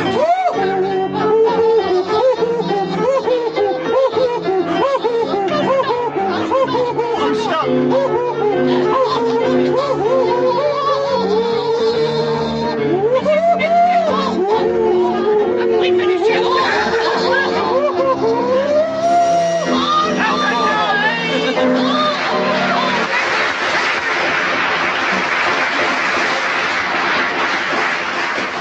Finest example of teamwork since Raquel Welsh. I declare them the winners, if only for stamina, by 3 points to 2. Here we're going to set up the feature for later in the programme, our late arrivals. We want some silly names, ladies and gentlemen, for the people who are going to arrive at the Fishmongers Ball. The Fishmongers Ball, later in the programme. Can we have your late arrivals, please? And we will, in fact, leap on. Let's have a musical interlude with Blues Time, ladies and gentlemen, Blues Time. Each team's going to get a subject on which they must improvise, nay, compose a 4-line blues, and they sing alternate lines. We'll start with Tim and Bill on this, your subject. And I've taken out insurance before I say this. Des O'Connor. It's not a subject. Something to sing the blues about. Oh, wait a minute. Isn't that buddy? We want to sing the Des O'Connor blues, all right? Oh, yeah. I woke up this morning. You could have fooled me. Leapt out of my bed. Yes, I did. I leapt right out of my bed. I thought there was something good on television. But oh no, there was the Des O'Connor show instead. Well, now, when I'm going to tell you something, people, I don't want to say anything bad about Des O'Connor. Because you shouldn't speak ill of the dead. Hey!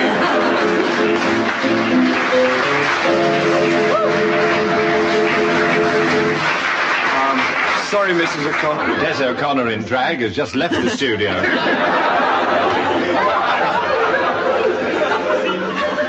We move now back to Joe and Graham. That was the Des O'Connor Blues, by the way, got 4 points and 2 solicitors' letters. We go to Joe and Graham. Will you sing us a blues about strikes?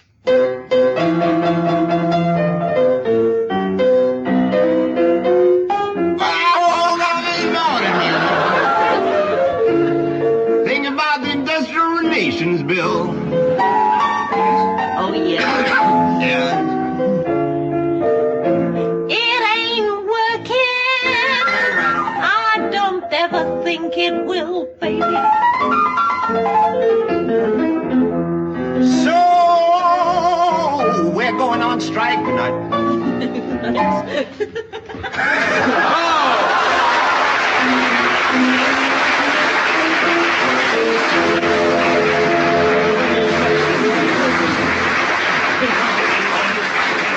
For everyone at home, they walked off. Shabby but effective, shabby but effective. You won that round by 1 point, Joe and Graham. We move to misleading readings. Misleading readings, our next round. In this round, each team will read a well-known piece of prose or verse in funny and extremely silly voices, and the other side have to try and identify the piece. I shall score erratically. We'll start with Tim and Bill with their first piece, which is The Seagull by Anton Chekhov.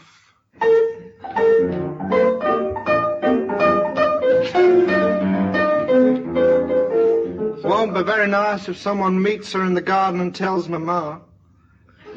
Bring the tea in as well.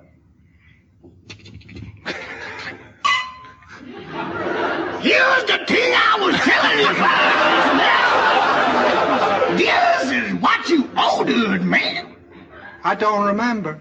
No, I don't remember.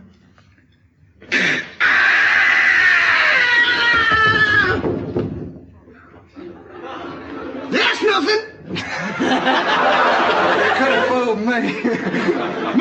something. My medicine chest is going off. Don't worry, man. Hang on, I'll go out and see. Just as I thought, a bottle of ether done gone bust. Hums. I'll stand before you, in Chandu. Oh, pardon me. It reminded me of how, everything went dark for a moment.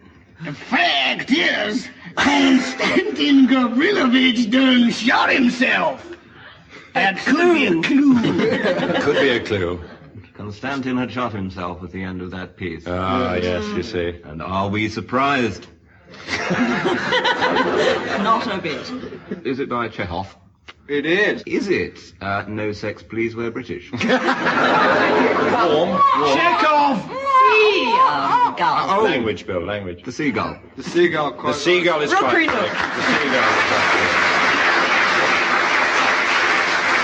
Oh, I think a resounding 5 points all told for Joe and Graham, and now it's Joe and Graham's turn. With Pygmalion by George Bernard Shaw. Could we please have some Scottish music?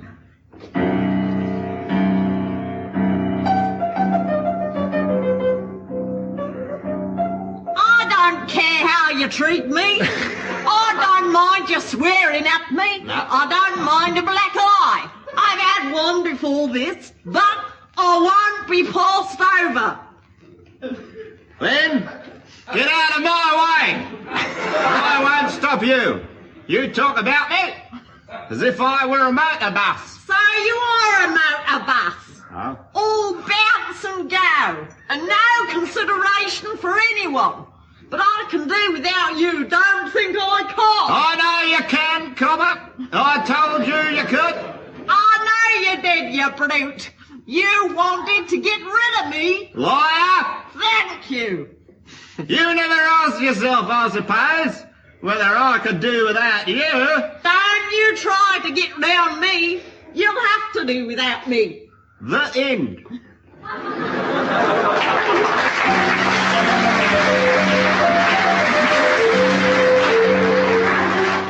An extract. Des O'Connor in drag has just returned to the studio. He was playing a club in Brewer Street. Now...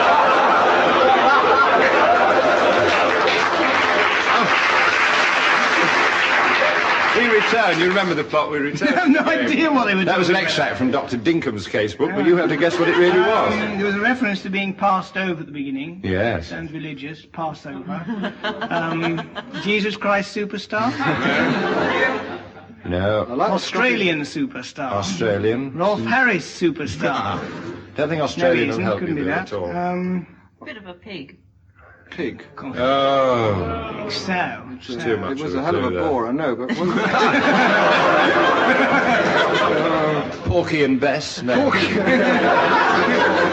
Which it isn't.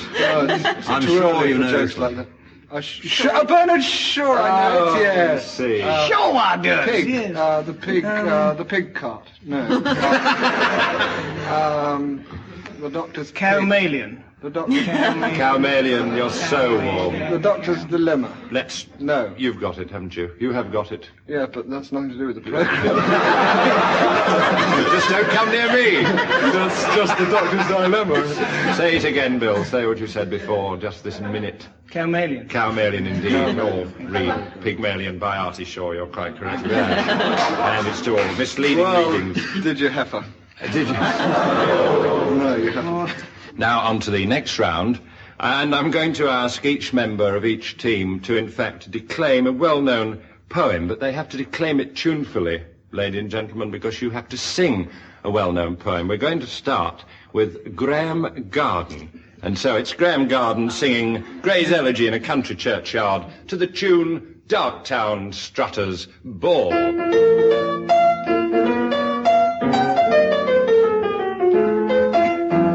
Tolls the knell of parting day, the lowing herd winds slowly o'er the lea. The ploughman homeward plods his weary way and leaves the world to darkness and to me. Now fades the glimmering landscape on the sight, and all the air a solemn stillness holds, save where the beetle wheels his droning flight, drowsy tinklings all the distant folds. Fade that from yonder ivy mantle tower, the moping owl. Let's do the moon complaint.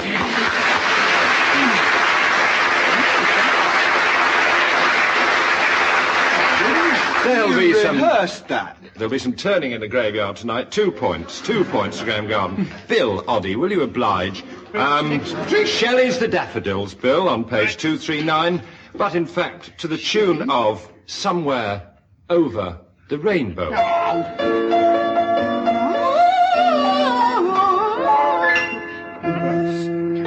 I wandered lonely as a cloud that flies on high o'er vales and hills, when all at once I saw a crowd, a host of golden daffodils beside the lake, beneath the trees, fluttering and dancing in the breeze, continuous as the stars that shine and twinkle on the Milky Way. They stretched in never-ending line along the margin of the bay. 10,000 saw it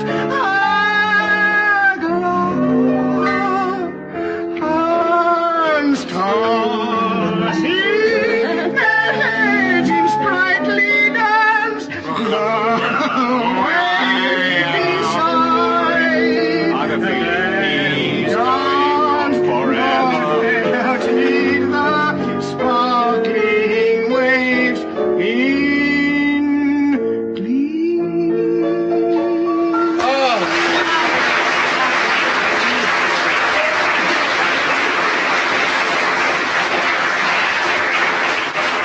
We reached the end of the rainbow. 4 points to Bill Oddie, and of course it's just been pointed out to me that The Daffodils was of course written by Wordsworth and not Shelley. Just checking that everybody was taking notice. And now, Joe Kendall, I'm going to ask you to procure your book, page 26, Blow, Blow, Thou Winter Wind, by William Shakespeare, better known as Percy Bysshe Shelley, and to the tune of If You Were the Only Girl in the World.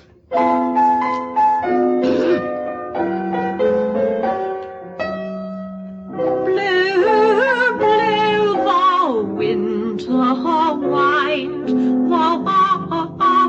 not so unkind as fancy in gratitude. Thy talk is not so keen because thou art not seen, although thy breath be rude.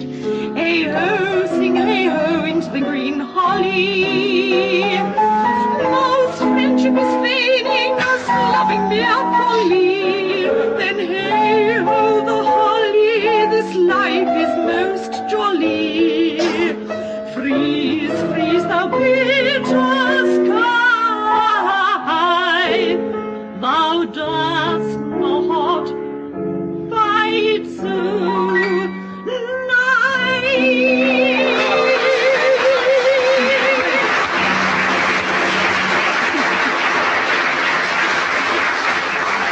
Joe, good wasn't the word for it.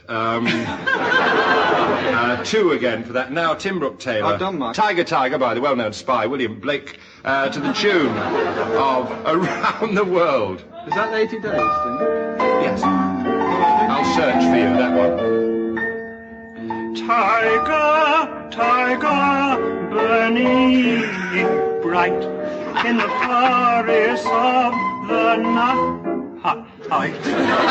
Mortal hand or I could frame thy fearful symmetry in what a distant deep so skies went the fire of thine eyes. Of what wings they aspire, what the hand and seas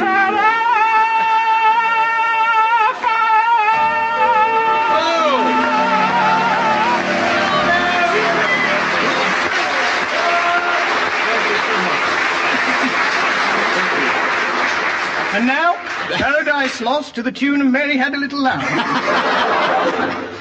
Those trousers did you the world of good, Tim.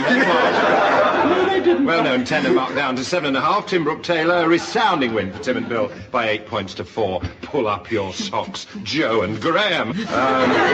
Now for a rather bizarre item entitled Tag Wrestling. I think I ought to explain that.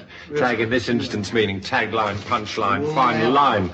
I'm going to give each team the final line of a hopefully short story.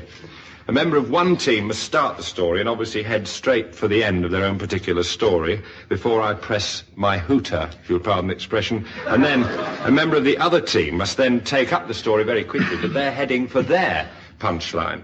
Now, the first team to reach their tag wins, and in the event of nobody finishing, I shall probably fall asleep. Now we go, first of all, to Tim and Bill, and your tagline of your story is... So the choir went home and we could see our knees again just over the top of the roof. And so the choir went home and we could see our knees again over the top of the roof. Joe and Graham, the tagline of your story this time is, the spaceship landed safely, proving porridge is inflammable in a leap year. The spaceship landed safely, proving porridge is inflammable in a leap year. So we'll start with Graham on this occasion, and you're heading for your spaceship line, are you not? Go. Well, Professor, I said, it doesn't seem to me as if this is going to work. Nonsense, my boy, he replied. Porridge, believe me, is inflammable. As you may remember, he said, I had that astounding success with the giant knees. Thank you, Professor. I don't know what exactly happened on that occasion. He said, well, it involved... Joe. Don't interrupt me, said the professor. And then the second experiment you did was when the spaceship landed Was safely. also on the subject of giant knees, insofar as the first lot deflated. So I made another lot, and of course we were hoping for success, so we went to the church to pray for the giant knees. We took them along there, and we asked the vicar to bless them. The choir came in at that moment. Get out, said the professor. Are the vats full of porridge? Yes, sir. Right, prepare for blast-off. And away we went. Excuse me, said the professor, I have these loony moments and I suddenly talk about strange things. Let us get back to the choir who are just coming in. Ooh. But the spaceship had already gone off with its inflammable porridge as fuel, and... Naturally, the noise this made passing through the sound barrier was as if 1,000 Concords had passed that way, and the roof of the church collapsed at that moment, this lowering it. Luckily, the choir leaped out of the way.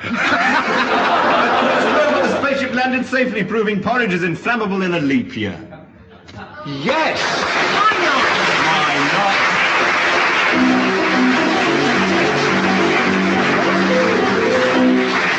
Can you believe it? They did it. They did it. And our next round is, in fact, for want of a better word, a musical round. Ladies and gentlemen, musical round. In this round, I'm going to ask each team to play a duet. The instruments concerned in this debut are, in fact, a violin and a swanny whistle. I'm going to be drunk with power here. I've got to try and recognise the tune they're playing. If I recognise it, they score points. Tim Brooke-Taylor wants to leave the studio. Because we're going to be embarrassed anyway, I think for our sake, can we point out that the violin is not tuned? Otherwise, we'd have no trouble playing whatever else. So, in fact, And neither is the Swanee whistle, as you can hear.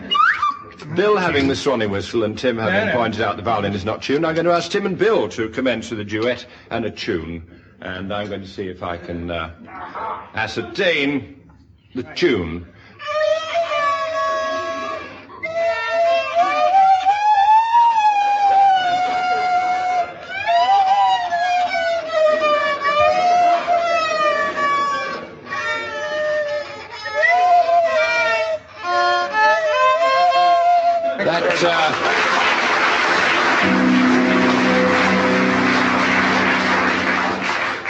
Sounded very like the refrain from Spitting, but I can't go further than...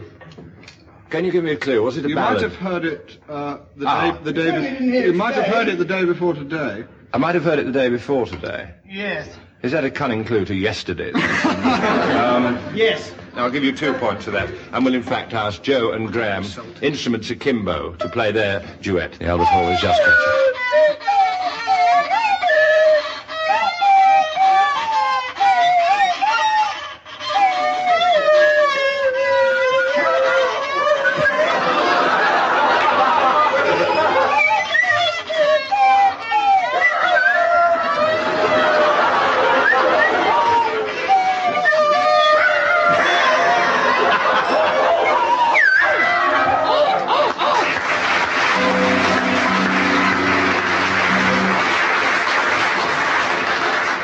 What it was, but 3 randy chickens.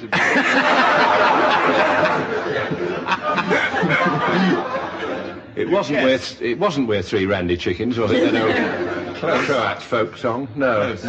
I clapped at the end, but I didn't want to be the odd one out. Is this a pop song in its loosest sense? It was once. It was once, yes. No longer after that. A recent pop song, was it? Yeah, it gave me a nasty freight. It gave you a nasty freight. Freight! I caught your intonation there. I shall throw it back to you. Freight. What song do I know? Freight Train. Yeah. No! Nancy Whiskey and Chas McDevitt. Chas McDevitt. Absolutely right. I recognise it. I'm going to give you 4 for that. I'm going to give you 4 for that. He said maliciously. Thank you, people with taste and discrimination. Mutiny is breaking up. Mutinies Wednesdays and Saturdays only. Now, God bless you, Groucho. We race on to a round rather archly entitled What a Carry On, in which members of our teams are going to be asked to sing songs and they can stop on a word of their choice in the lyric. This has to be followed on with a song starting with that word. Although I will allow a certain amount of overlapping, which of course won't be seen by the people at home, so we get away with it. So, we will, in fact, I think we'll start with Bill Oddie, who will sing and stop on a word of his choice. When you begin, it brings back a night and day. You are the one. Only you are my heart's desire. Was that desire or delight? Desire. Desire. It should be delight. I'm going to give you a point for that. Delight. Joe and Graham, because Tim should have said delight there. I'll give you a point. Carry on from delight, please, Graham. Sorry, Tim, not desire. No, perfectly right.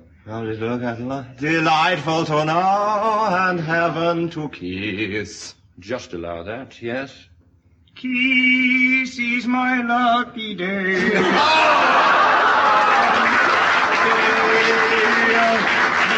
They try to tell us we're too young. Then springtime. Am I? I've got the feeling I'm falling.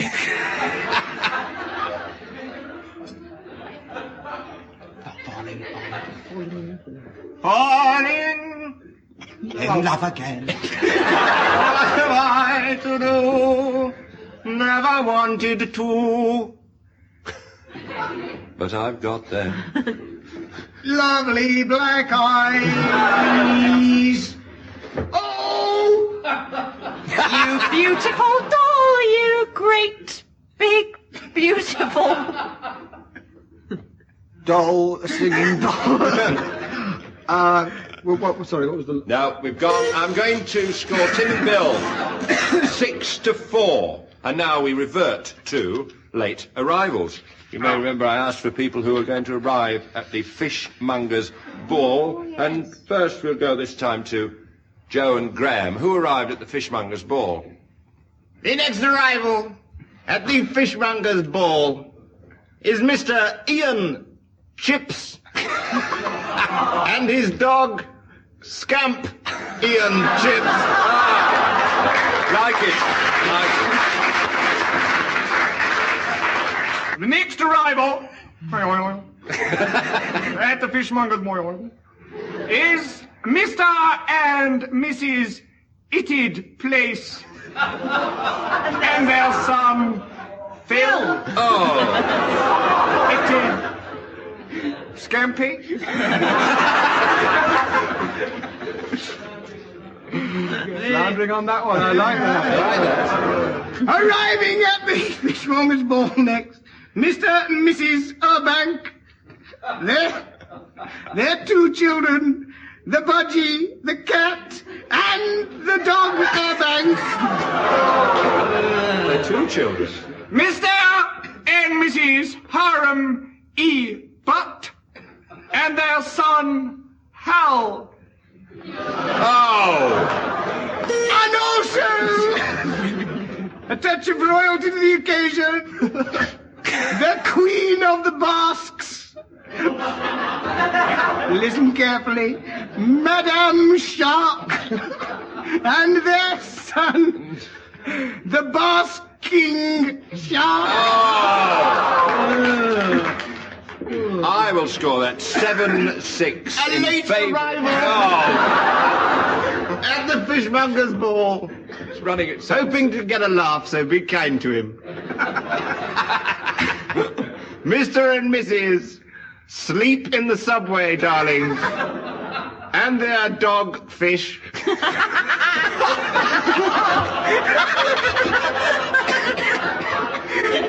has now left? That joke is ahead of its time, which is about 11:30 this evening. So I score 7-6 in favour of Tim and Bill on that round. One last quick round, and this is rather a novel one. For this round, I'm going to ask each team to give me £5. Right, that's it. No points for anyone. I win. I'm going home. Good night for now. Bye.